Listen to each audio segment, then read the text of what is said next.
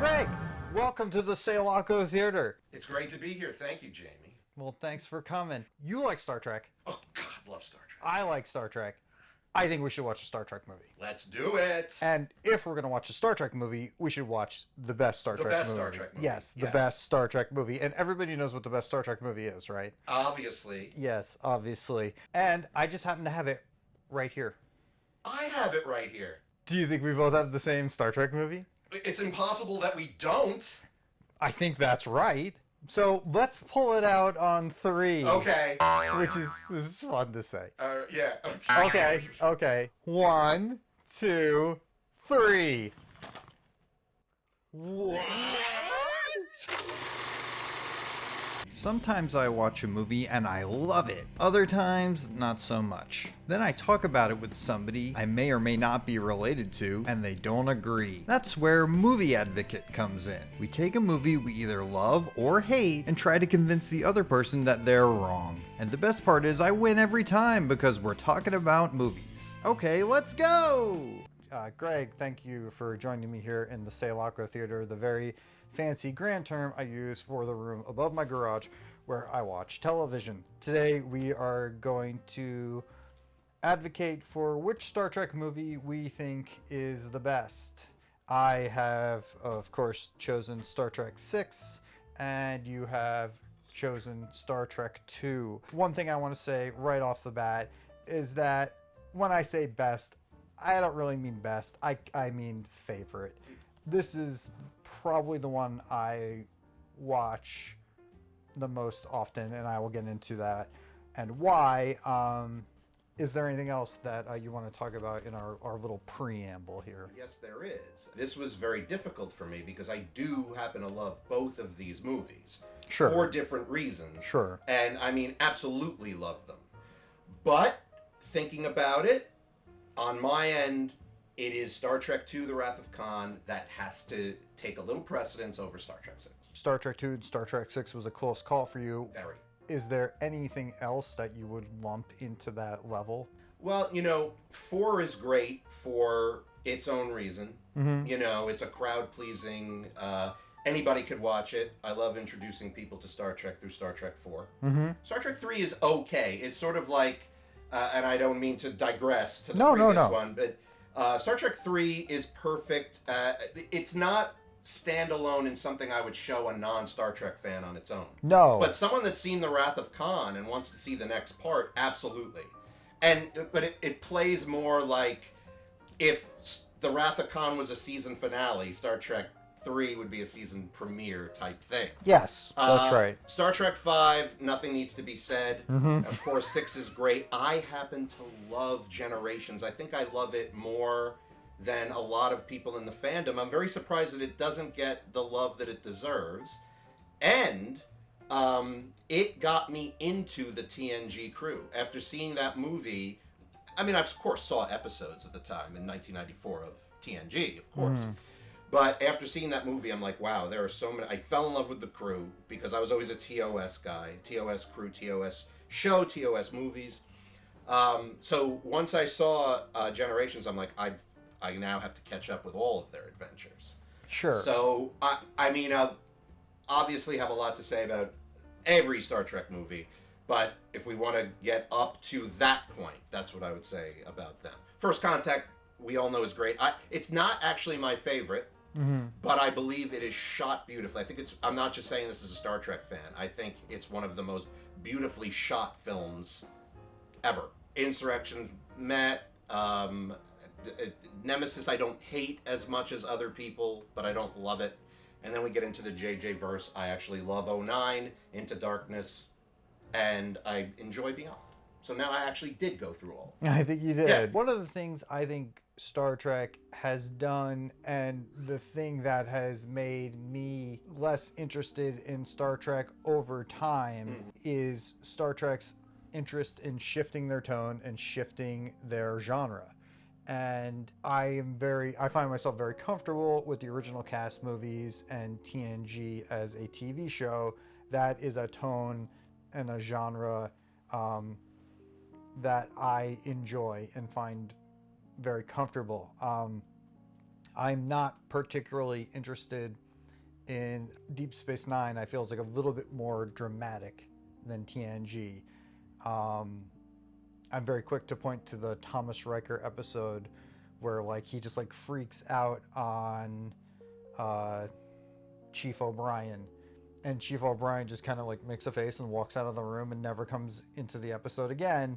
It's like yeah, I surfed with that guy for like 5 years, and like I've known him for like a decade, and he just did something totally out of character, and I'm not going to mention it to anybody. I have to go. My wife says dinner's ready. So it's just like a totally different kind of show.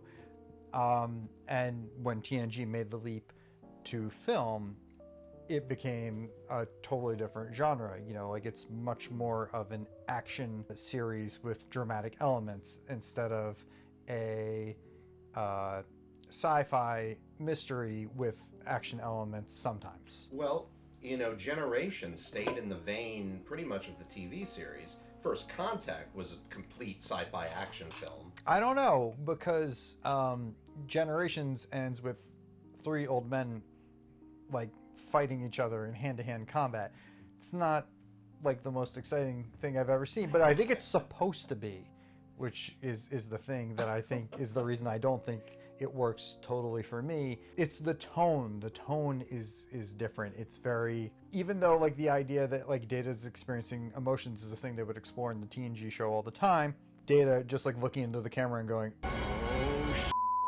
is not a thing they would ever do on the show, even if they could. Well, sure. There's got to be a reason, though, that something goes to the big screen. You know, you can't, expect it. Sure. I would say with the exception being the first X-Files movie, where you're literally sitting in a theater watching the X-Files on a big screen. Sure. It's the TV series. But, yeah. Yeah, but they just made 6 movies without, like, making a huge adjustment to tone or genre. And then Paramount just changed their mind. They just decided that they wanted to do something different. We can move on with our discussion, which has moved far afield and did not need to. And now we'll focus back in. Greg, would you like to advocate for why you think Star Trek II is the best Star Trek movie? Yes, I will, Jamie. Well, we just discussed it. And maybe... So it was kind of good that we veered. Mm-hmm. Because The Wrath of Khan has a lot to do with that. Now... You may not be a huge DS9 fan. I am. It's my favorite series. I feel like flipping the Federation, flipping that, Gene Roddenberry did create this world that's basically a utopia, but with the point of there's always going to be conflicts. Mm-hmm. And the only way to solve these conflicts is to come together. Mm-hmm. And...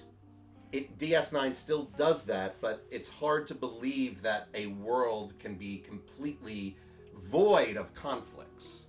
And so the drama of that, and there were things, that followed that, but DS9 I'm actually going to use as a point. So, but it also preceded TNG, of course. So, after the motion picture, it grossed enough to warrant a second film.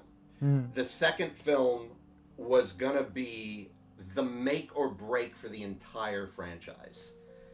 And what Star Trek II ended up doing was, I don't think you ever saw Star Trek, because all that preceded this was TOS and the motion picture. Right. And something that TOS and the motion picture didn't do to its, I don't want to say it was detrimental to the series, but all we knew was Kirk, Spock, and McCoy, but we didn't know too much about them, really, which isn't a bad thing. As far as it related to the missions, we knew about them. Mm-hmm. And TOS was a much different show than TNG eventually came to be.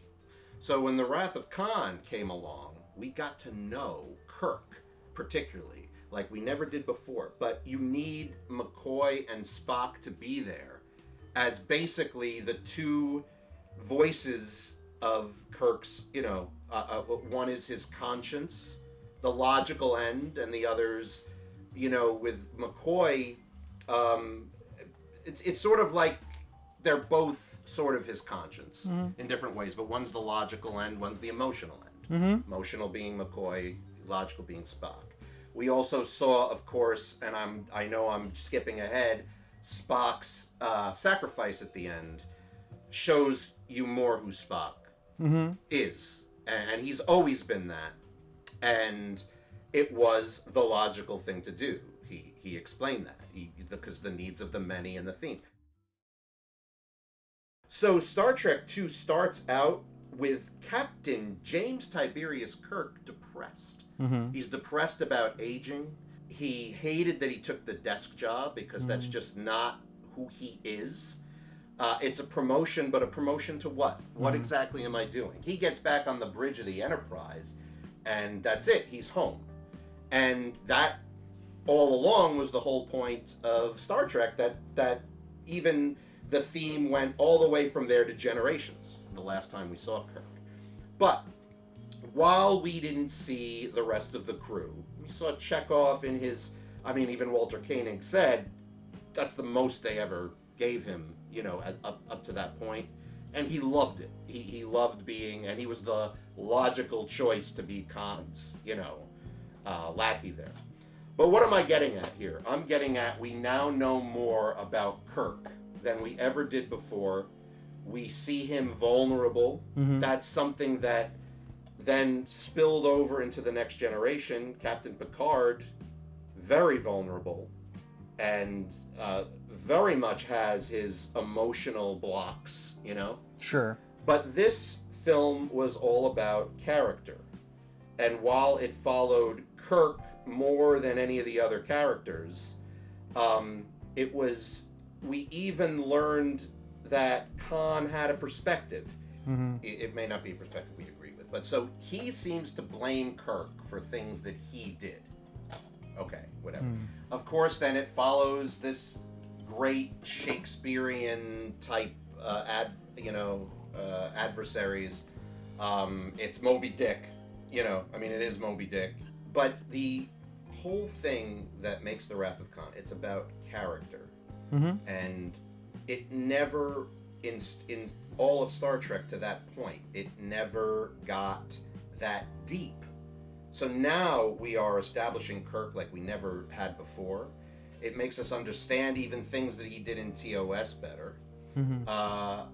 We understand just how important this friendship is between the three of them. Other things like finding out that he had a son and David and that whole just everything that it was set everything into motion of what Star Trek was going to become going forward. Okay. So for your movie being as this espionage thriller wouldn't be there without Wrath of Khan. There's a lot I can still probably say about the movie, which I could counter, but TNG would not have existed without Wrath of Khan. Certainly. And where it went, the reason I brought up the characterizations is because now, and Gene had a lot to do with this, he might have realized, we know nothing about Sulu, we know nothing about Uhura, we know that TNG then became an ensemble. It wasn't just about Picard and Riker and Data, and Picard and Data like kind of being the main characters. But then we had an incredible drama with incredible characters. And nobody would have ever thought that Star Trek was going to be that. It was what it was, and it was great for what it was, but now it adds this whole different emotional level. So Wrath of Khan saved the franchise, saved Star Trek completely. If Wrath of Khan didn't exist or was a different movie, Star Trek could have been dead in the water forever. And obviously it also opened up a brand new fandom to Star Trek. So now Star Trek II, which is why I said DS9, paved the way for everything we saw after that was amazing and that we never saw before, including your movie, TNG, DS9, and so on and so forth. And also, I gotta say, pecs and all. Ricardo Montalban and other people had said this. It's just his gravitas on screen. I saw an anniversary screening, on the big screen. Those pecs were lovely. But no. On the big screen. It's fair. It's just somebody else compared his entrance to Darth Vader's entrance, and I couldn't agree more. with this movie villain of Khan. And yes, of course, we saw him in Space Seed, but this was Khan, like, you know, this was Khan deluxe. This was Khan to the second power. Yeah, again, it's all about story.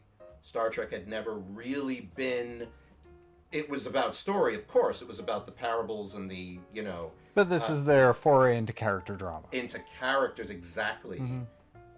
Establishing them like we had never saw before. Right. I think it's another Charlie. I think it's the actual Charlie. Ooh. Let's see. Hi! Hey, Charlie! Oh, this is Jack. Oh, right. Hi, Charlie. There's Charlie. Okay. Dorothy, stay. Hey, buddy! Stay. Okay, Dorothy. Well, he knows the deal now. It's been so long since I've spent time with any dogs. Okay. That's fine. So, you know, I know that I can go on more. I know I didn't get particularly deep, but sure. I'm really looking forward to why 6 is better. Well, you know what I mean. Sure. You're advocating for 6 over 2. Right. So one thing, like when you talked about the motion picture and like what came before, it's interesting how many ideas, which I think are mostly like, yeah, I guess they're not entirely. Some of them are plot, some of them are character ideas that carried over in the Wrath of Khan. Like in the first Star Trek movie, like he's like, they gave her back to me.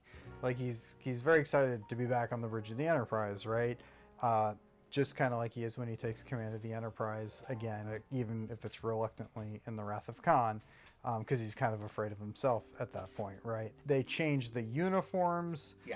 You know, like it's just kind of like, we need a little space. In the motion picture, it was all gray. There was no color. Yeah, it's just kind of like we need a little space from the motion picture. But at the same time, like they're like, we're not done exploring like these ideas. Which is kind of interesting. No, you can't like get like way up, Charlie.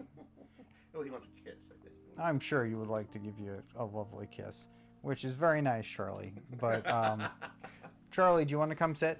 Come here. Come. Good boy. Come on. Up. Yeah. Up. You can sit He's here. a fan of mine, and I like that. Yeah. Yeah. He's super friendly. Somehow, Charlie was at the shelter for like 6 months. I don't understand. He's super handsome. He's super sweet. I know he's a little big, but I don't understand how nobody wanted this dog. It's a mystery to me. You might have just confirmed why he is very big. I guess. He's not like that big. Yeah, I guess. He's the biggest dog I've ever had, so I guess that does Was he not say a puppy something. at the time? No. Yeah, that's. I got him That's in- unfortunate. That's what has to do with even adopting cats. Nobody wants to take cats that are, you know, a year is like, oh, it's too old. You're wrong, folks. Yeah. Adult animals are trained animals. and Yes. You're not going to get any surprises. They just are whatever they are. In support of Star Trek 6, I wouldn't say that Star Trek 6, The Undiscovered Country, is the best Star Trek movie. I would say that it's probably my favorite Star Trek movie. It's probably the one I reach to without hesitation, and I will tell you why.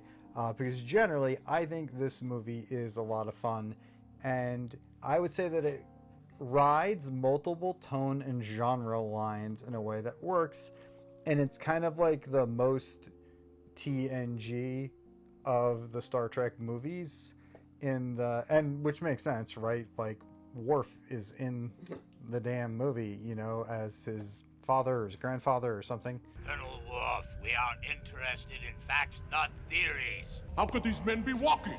It helped that TNG was on the air at this point. It Right. was on the air when 5 came along, but that was its own monster. Yeah, that's a whole nother Yeah. can of Sean Connery worms that we won't It really open. helped, and of course, the peace talks are Sure. prelude to TNG. Right, and Yeah. this like it kind of works good Yeah. as like a prequel to TNG as well, even though like they're in like TNG's like basically in its prime when this movie comes out, right?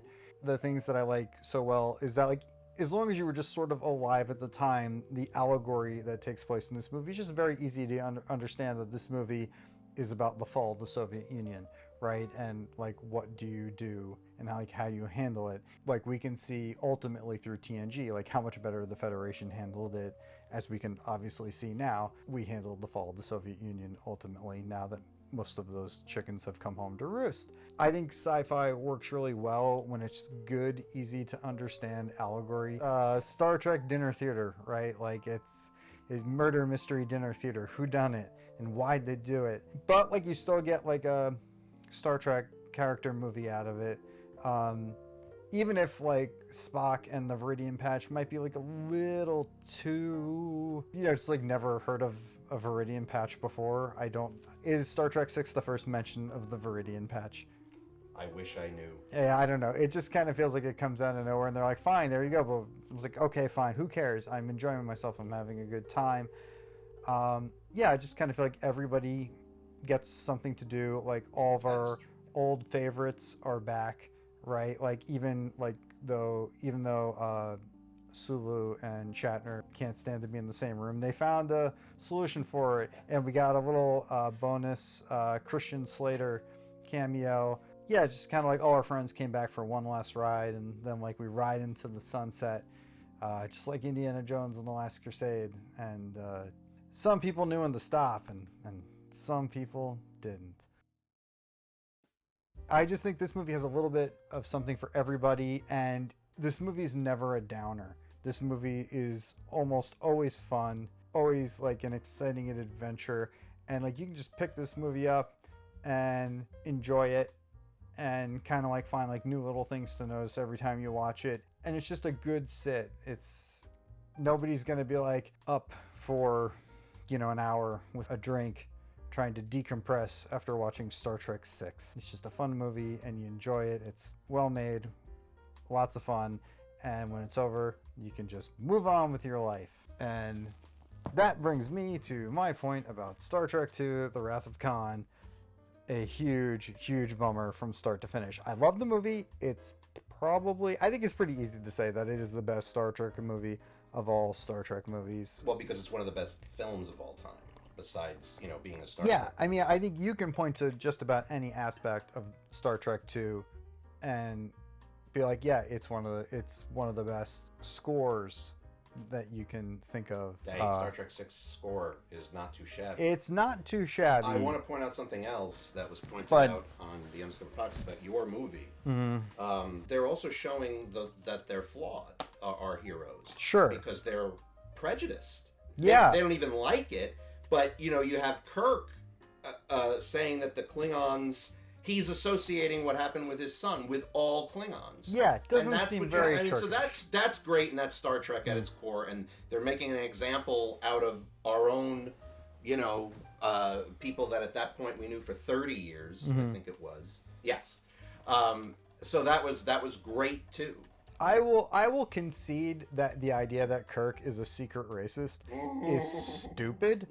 Klingon bastard, you've killed my son. But I think it works well in the narrative, and it's a nice little arc, and it's a nice way to sort of retcon Star Trek 3, which, like, you may recall when we were young, there used to be commercials for, like, Star Trek movie marathons in, like, the early 2000s.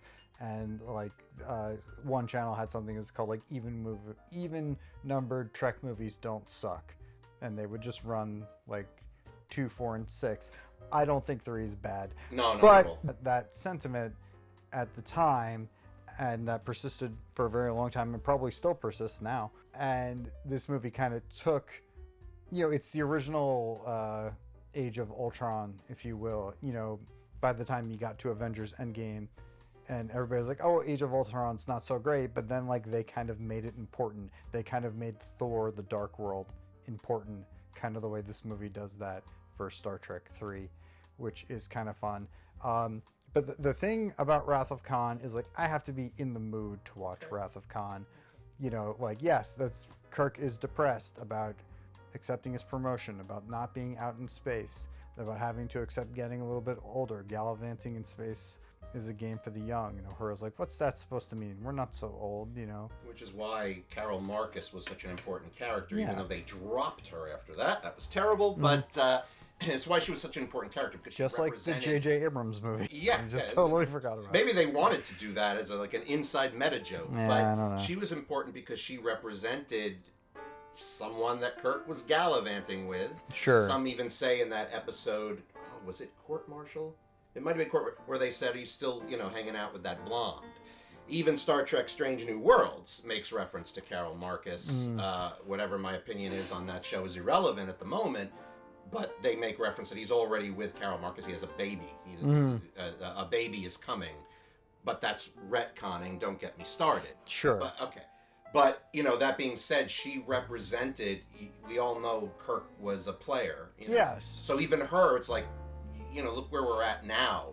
Look at our age now. Look how we've developed now, where it's, it's this, you're really taking a look at who you used to be versus of who you're going to go on to become. Right. Yeah. So I guess just from start to finish, Star Trek 2 is a huge bummer. Obviously, Kirk is depressed. We know how Kirk feels about his new job, although he's been an admiral for a long time at this point. Obviously, how he feels about getting older, how he feels about his reading glasses, how he feels about never being a part of his son's life, and it's a wonderful catharsis. It's such a great ending, and how Kirk feels young. I made a video about my favorite part 2s, because I have this idea that when you make a series of movies, the second one is almost always the best one, because you can really just kind of focus on story and character development. You don't have to carry a heavy setup load. Much like The Spy Who Shagged Me. Oh yeah, I'm sure that's the case. But The Dark Knight, The Empire Strikes Back, The Wrath of Khan, Indiana Jones, and the Temple of Doom. Doesn't exactly fit the tradition, but yeah, you have that freedom when you make a sequel, and I think it really shows there. That being said, Spock dying is a bummer. All these people having to bury their brother is a bummer. And, ending your movie with a funeral is a huge bummer. Even if it's a lovely character arc and a lovely catharsis and a new sort of start for Star Trek, which is interesting because every time they made an original crew Star Trek movie, they thought each one was going to be the last, right? And they throw the sets in the garbage, and then have to start over again, because it would have been a lovely ending, if they'd stopped there. That would have been a lovely place to stop, And I think Star Trek was always, at the time, really good with their endings. Star Trek 6 is a great ending. Star Trek The Next Generation, All Good Things, is a perfect ending, because the mission doesn't end. This is just your stop. This is where you get off the line, but the Enterprise D will sail off into the sunset. Because it was the series ending, but they knew they were going on. Yeah, they knew. And then in reality, Picard season 3, which I'm not sure if you saw. I have. Oh, okay. It's fine. There was the ending there. Yeah, but we just have to do the Borg again. The thing with the secret sun and the door, and they're kind of going back to a secret sun, trying to go back to this. Yep. Everybody at Paramount should take their copy of Wrath of Khan and put it in a safe, and just take it out when they want to watch it. But don't reference it in story meetings. Just leave it alone. Hey, Star Trek, leave Revenge Man alone. Also, get better at your continuity, Star Trek. Get better at your continuity. All the J.J. Abrams Star Trek movies are all Revenge Man, right? The first one is the guy comes backwards in time because he wants revenge. Yeah. Khan wants revenge in the second one. Although the other guy, Marcus is the real antagonist of that film. I guess. I don't think the J.J. Abrams movies are so bad. I think they're fun. Also, just they're impeccably cast. Yeah. That goes a long way. And no, you're right. They all the villains are the same. Yeah. Because it's just Wrath of Khan, and then literally remade Wrath of Khan, but it's spacey, but it's not spacey, and it's just whatever. So I think that's just generally where I'm at. Wrath of Khan is probably the best, but it is a mood, and I'm just not always up for Star Trek 2 the way I'm always up for Star Trek 6 any old day of the week, and that's where I landed, and that's how I feel. What is your case against Star Trek? Well, I don't really have a case against it per se. Okay. It's just everything you said is valid. I realize this might not even be a compelling argument, but it's this wouldn't exist with Wrath of Khan, without Wrath of Khan. Well, sure. And even getting the same director back. Obviously, it couldn't have the same kind of ending because it was the last one. It has so many wonderful aspects about it, but I can't help looking at the two as individual films to make that decision. You put it beautifully, and Star Trek 6 is a beautiful film in every way. But there are some aspects about it. There's one particular performance in it that some people say is good, and you know, because it's mysterious, you might know who I'm talking about. I have no idea. Kim Cattrall. It does mirror Kirstie Alley's, you know, in 2. And they're kind of, you know, both a little uneven, but she makes interesting choices. I'll just put it that way. I mean, maybe we didn't see the twist coming, but once we do see the twist coming, we're not like it's a lot like Seidenstein's feeling on the twist of Dark Knight Rises is, yeah, I totally didn't see that coming, but when I found out, I didn't give a shit. About I think that's Marion fair. Cottier's. I kind of feel like that is the case with 6 and with Cattrall. Also, Spock slaps her. That's pretty interesting. I mean, it just kind of shows. I mean, this is his protege, you know, and like, wow, he just lost his cool. That's Spock. Well, I think he knocks the gun out of her hand. Yeah, yeah. And I agree that like it does seem like one of the brief glimpses of Spock emotion. Of Leonard Nimoy's Spock's emotion. Yeah. Oh, yes. And the best one, yes. Obviously. But, of course, obviously. But what a time to do it when you're getting out. Like, this is the perfect time to be like, this is the one thing that can access my human side. The one thing that can move me. So, yeah, it takes a point off in that, well, we don't really care about her. I don't care about her. And once we found out, it's like, yeah, she's been acting like really peculiar all year long. All movie long. She's been patronizing everybody. And you kind of realize that. I don't know. Has she? I mean, like, she's actually usually pretty critical of people not adhering to like this strict letter of protocol. Here's what's weird about it. Okay, so there were 3, I think, Starfleet. Ambassadors? What's that? The ambassadors or the admirals? Yeah, the admirals that were in on it. But here's the thing. Here's the little plot hole that gets mixed up. They are fighting. Chang doesn't want things to change. The president. Yeah. Which. Yes. Okay. No, Christopher Plummer. Yeah, Christopher Plummer doesn't want things to change. Right. Admiral Cartwright doesn't want anything to change. Cartwright is the one. Yeah. And But listen, they have Kim Cattrall as well. Right, but the Romulan ambassador. Correct. But in order to make that decision, they were in on it together. Yes. You just made peace. You just did what you're against. You just found some common ground, albeit evil common ground. Sure. And that's, to me, a little bit of a plot hole. I don't know if it's a plot hole. I see why you might have a problem with it logically, and that is kind of interesting. I never really looked at it that way.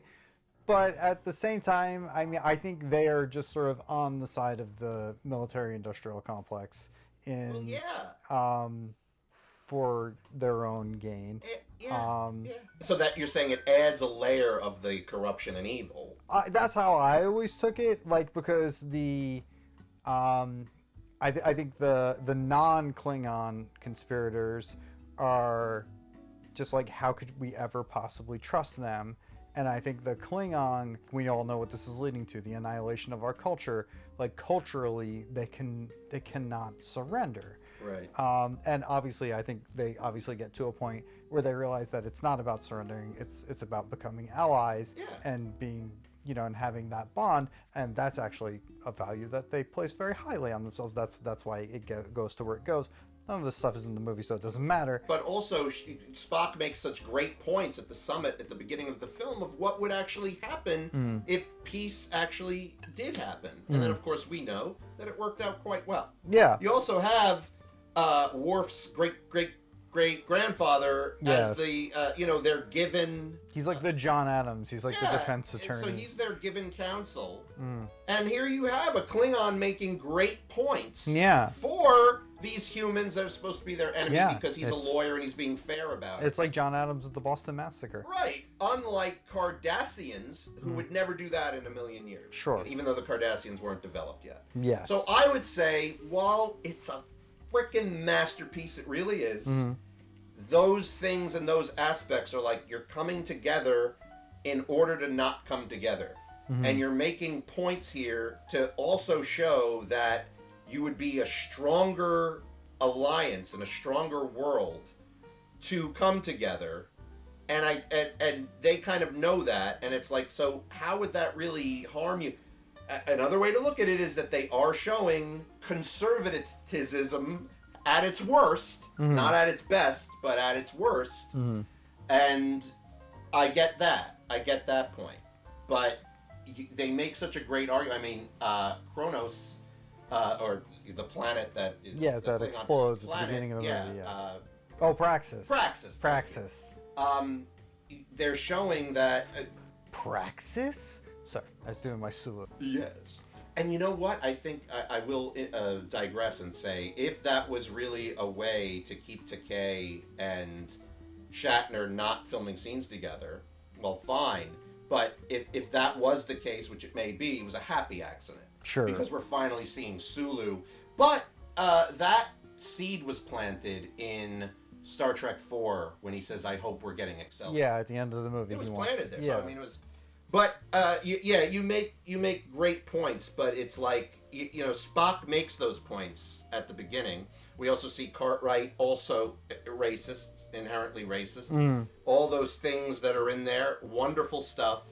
But it's also showing that, if we do this, we would be stronger together. They never really make the point. You made the point, but in the movie, they don't make that point. No, but like, I'm not exactly sure where that is in the timeline. Like, have we already gotten to that point where, like, the Enterprise D's, like, faced off with, like, a Romulan warbird, and the two, like, Klingon ships decloak, and Picard's like, "Shall we all die together? What do you think?" And the Romulans are like, "Well played. I'll see you next time." You know, he's like, "Mr. Worf, please thank the Klingons." The Klingons are like, "No problem. I hope we get together and kill some people." Yeah, someday. The fact that they all didn't see Spock's point, stronger together. It's an old theme that's been there, you know. I think more than that, I think that I always thought that their point was that there was more power for them as individuals to have through war. It's just like strength through arms. Well, the other irony is Chang essentially killing his own people and killing his own chancellor, David Warner's character, who was also making incredible points about the whole thing, to prevent from his people being killed. Because obviously what Chang wants, what the Klingon Empire wants at that point, is supreme power. But he's also not getting that in 50 years the Klingons might be no more. So it's just very interesting.